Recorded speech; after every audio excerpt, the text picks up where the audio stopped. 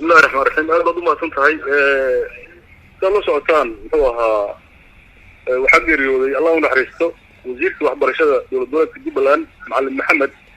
إبراهيم محمد وحق رياضي ناشل إلى إنديا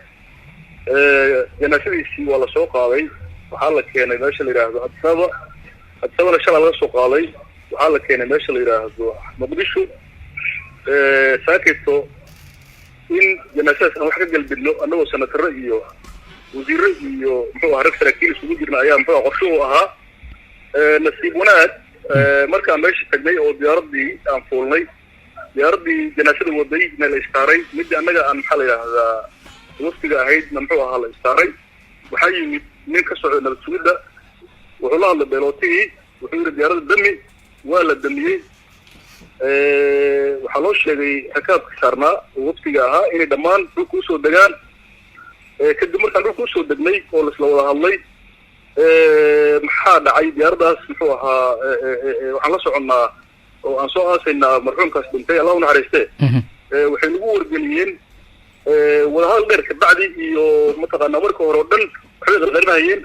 مركي لو الله وما بدل الله الله وحال يري أبدي ومحوها بيردا إني بحضر الربط وإنه كارا سنة الفرساد هي سنة الفين حسن باسواني كاران محيي لي أيوه ما أدري كران فوها مرة كران يا أمريكا سود بحي مركا نرينا وحيرا دين نبت شبدا وزير كدوريستا هو ذا أياد بحيبا الأولي أروب ساسي أود علي إن سنتر محل الله سببين يا هدي عاد مالها قارد لحجرت إن لقاقع اللي يسلطي كدن بيسي والله وأرينا سيب دراوي مثلا ودنك الصوماليا وهذا نشو مرة هي لو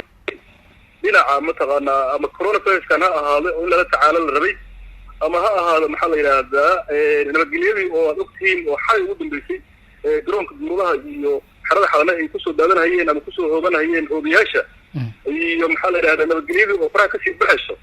intii nabad sugidda iyo maxaa la yiraahdaa iyo qolooyinka maxaa la yiraahdaa sida Soomaaliya jooga isku mashquul lahaayeen nabad muxuu ahaa inay ka soo nabadda inay ku mashquulaan hebel ma bixi karo hebel waa bixi karo inay ku mashquulaan waana si darro dalka Soomaaliya usoo horeeyay sidii karaa wax kale oo ku sifeeyay malaha maxaa tilaabo is leedahay waa la qaadi karaa xilligan ma yahay waxa weeye xaquma lahan maxaa la yiraahdaa wiil nabad sugid ka socdo maxaa la yiraahdaa inuu saatir xasaanadiisa leh ama xildhibaan xasaanadiisa leh uu yiraahdo ma bixi karo iska dhaaf sanatar ama xildhibaan iska daayay qof Soomaali ah oo muwaadin Soomaaliyeed ah xurriyada labada muxuu ahaa dastuurka uu soo galay in laga joojiyo macnaheedu anagu haatan siyaasadda ma socon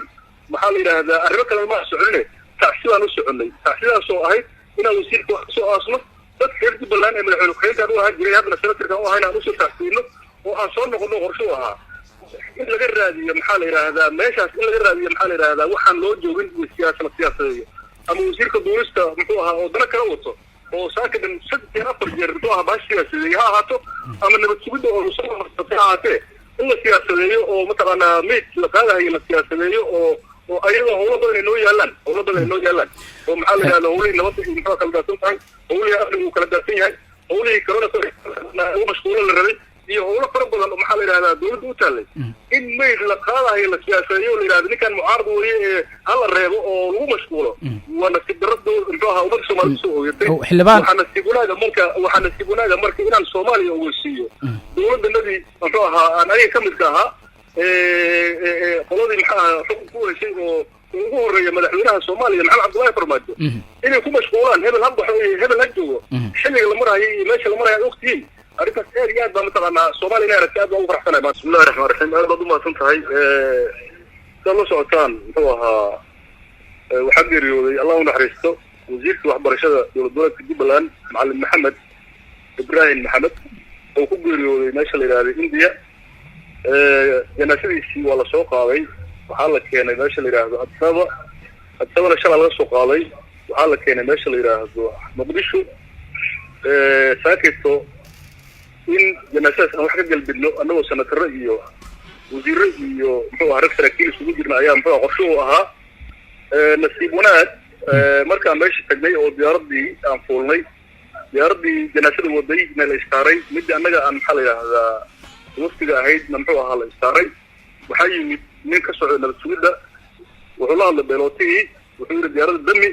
waa la damiyey waxaa loo sheegay rakaabka saarnaa oo waftiga ahaa inay dhammaan dhulka usoo degaan kadib markaan dhulka usoo degnay oo laisla wada hadlay maxaa dhacay diyaaradaas muxuu ahaa waxaan la soconnaa oo aan soo aasaynaa marxuumkaas dhintay allah u naxariiste